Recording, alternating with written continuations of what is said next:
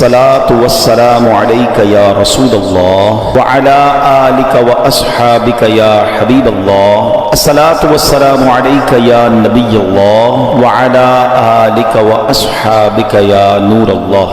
दुरूद पाक पढ़ने के बेशुमार फजाइल व बरक़ात हैं। रसूलुल्लाह सल्लल्लाहु अलैहि वसल्लम ने इरशाद फरमाया, मन सल्ला अलैया फी यौमिन मिअतन मर्रतन क़दल्लाहु लहू मिअत हाजतिन सबईन मिनहा लिआखिरतिही व सलासीन मिनहा लिदुनिया। आका फरमाते हैं, जिसने रोजाना मुझ पर 100 मरतबा दुरूद भेजा, अल्लाह अज़्ज़ा व जल्ल उसकी 100 हाजात पूरी फरमाएगा। 100 दुरूद पाक 100 हाजतें पूरी होंगी। ऐ मेरे मीठे इस्लामी भाइयों, जरा आप चाहते हैं आपकी दुआएं कबूल हो, आप चाहते हैं आपकी हाजतें कबूल हो, आसान हो जाए, तो दुरूद पाक पढ़िए। हबीब सल्लल्लाहु तआला अला मुहम्मद सल्लल्लाहु अलैहि वसल्लम। मगर अच्छी तरबियत क्यों जरूरी है? आज हमारे पहला टारगेट होता है बच्चा स्कूल कौन सी पढ़ेगा। अब तो सुना ऐसी भी स्कूल आ गई कि बच्चा पैदा होने से पहले नाम लिखवा देते हैं लोग कि भाई होने वाला है तो बच्चा हो या बच्ची हो नाम लिख ले, ताकि अगली बार ऐसा ना हो कि टाइम ना मिले। इतनी फिक्र है स्कूल जाएगा, कौन सी स्कूल में जाएगा, ये फिक्र है कि जनाब आगे कौन सी डिग्री हासिल करेगा। बाज़ औक़ात लोग मिलते हैं, बताते भी हैं कि मेरा बेटा फलां बैचलर है तो MA है तो डिप्लोमा होल्डर है तो फलां मुल्क में पढ़ रहा है। मैं नहीं कहता दुनियावी तालीम न पढ़ाएं, शरई बाउंड्रीज के साथ अगर आपको दुनियावी स्टडीज करवानी है करवाएं, लेकिन पहले ये सोचे कि मेरे मरने के बाद या मेरी जिंदगी में दोनों चीजों में कौन सी तालीम है जो इसको मेरे भी करीब कर देगी, रब के भी करीब कर देगी। और वो तालीम वो दीनी तालीम है। क्या खूबसूरत दीन है हमारा। हमने अपने बच्चे को दीन की तरफ नहीं लगाया। अगर हम बच्चे को दीन की तरफ लगा देते, दीन उसको हमारी खिदमत की तरफ लगा देता। हम बच्चे को कुरान और हदीस सिखाते, कुरान और हदीस उसको हमारी खिदमत सिखा देते। हम आज ये तकलीफ उठा रहे हैं, इसकी एक वजह ये भी है कि बच्चा हमने दीन से दूर कर दिया।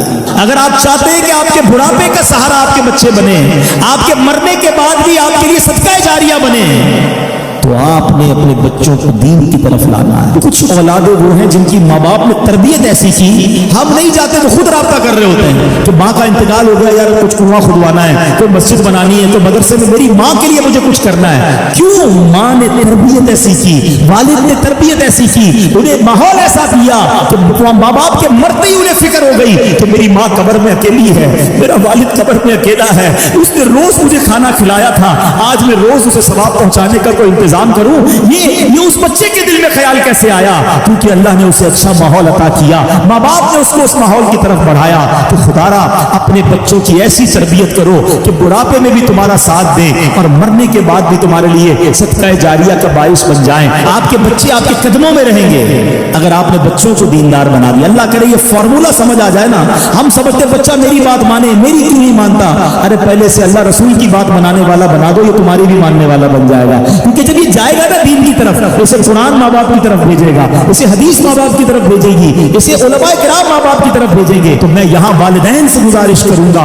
ये बड़ा मुजर्रब एक अमल हमने देखा, बुजुर्गों से सुना कि जिसके यहाँ बेटा ना होता हो या बेटे की तमन्ना हो तो वो सैयदना हमजा रज़ियल्लाहु अन्हु के मज़ार पर हाजिरी देकर ये तमन्ना करे कि या अल्लाह इनकी बरकत से मुझे बेटा अता फरमा, और जब बेटा अता होगा तो मैं इसका नाम हमजा रखूंगा। कई हमजा मिले मुझे, ये बताया था, हमने वहां जाके नियत की और ये हमजा हमें मिल गया। तो चले जो नहीं जा सकते आज उनका तसव्वुर करके अल्लाह से दुआ करनी कि अल्लाह उनके सदके बेटा अता फरमा दे। हम बेटा नबी पाक के मुबारक चचा के नाम पर हमजा रखेंगे। मेरा करीम मौला देने वाला है और अच्छों के सदके हम पर भी करम हो जाएगा। आपको मशवरा देता हूं कि अपने बच्चे को दीन की तरफ भेजिए, उसको इनकरेज कीजिए। अगर वो मस्जिद में जाता है उसकी हौसला अफजाई कीजिए, अच्छे माहौल से उसे वाबस्ता कर दीजिए। वल्लाह आप अपने बच्चे को दीन की तरफ लगा दीजिए, दीन उस बच्चे को आपके कदमों में डाल देगा, दीन आपका फरमाबरदार बना देगा। क्योंकि वो जब कुरान पढ़ेगा माँ बाप के आदाब सुनेगा, जब वो हदीस पढ़ेगा उसको वालिदैन का अदब पता चलेगा, तो मेरी दुनिया भी अच्छी हो जाएगी अगर मेरी औलाद नेक बन जाए। और सुभान अल्लाह मरने के बाद तो नेक औलाद ने काम आना है।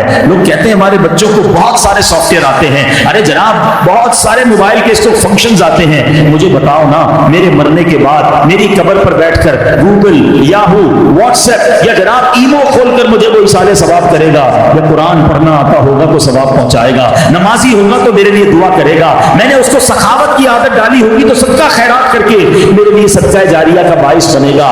فیصلہ آپ کا ہے, یہ ارلی سٹیج میں فیصلہ کر لیجئے کہ اپنے بچے کو کس لائن پہ لگانا ہے, کیونکہ ہم سب نے دنیا سے جانا ہے. نیک اولاد چھوڑ کر جاؤ گے تو وہ قبر میں صدقہ جاریہ کا باعث بنے گی. اور ایک بات اور یاد رکھیے, بچہ نیک پتہ کیسے بنے گا؟ جب ہم نیک بنیں گے.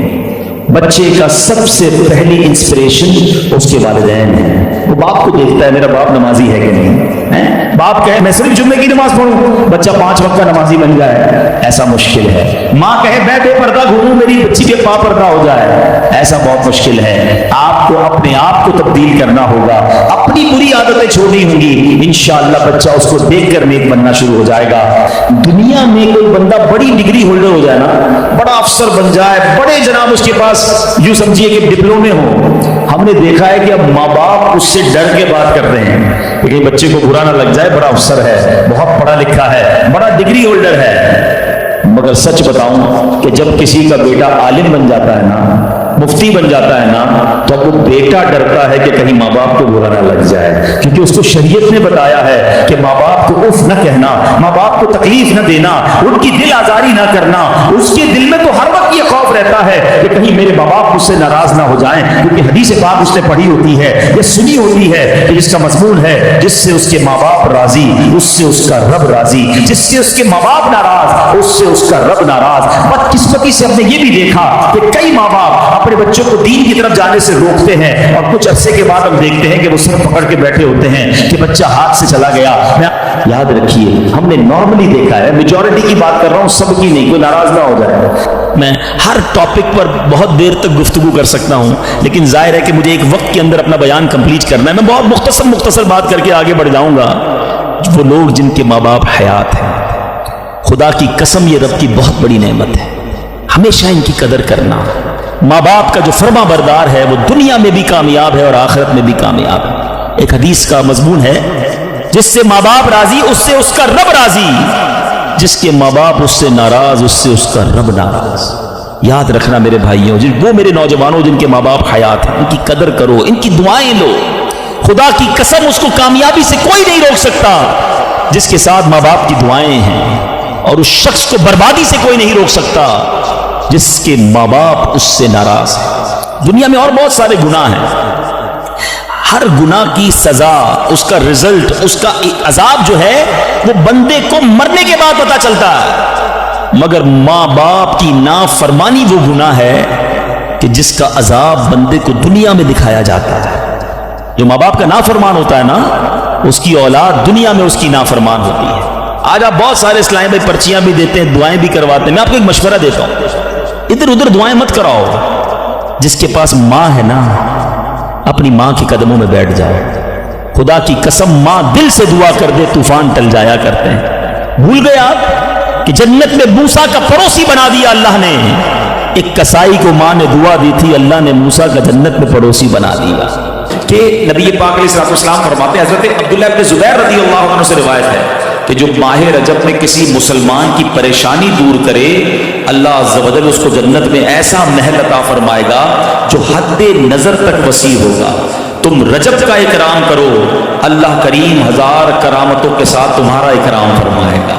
اللہ کرے کہ ہماری کوئی نماز قضا نہ ہو, ہم اس پہ نفلی روزے رکھیں, اس پہ درود پاک کی کثرت کریں, استغفار کی کثرت کریں. اللہ کا مہینہ ہے, خوب اللہ کی طرف لو لگائیں کہ یا اللہ تیرا مہینہ آ گیا, بندہ بھی تو میں تیرا ہوں, میرے مولا تو میری مغفرت فرما دے. اللہ ہمیں اس مہینے کی برکت عطا فرمائے. پھر کتنا سخت ہوتا ہے سمجھیے گا.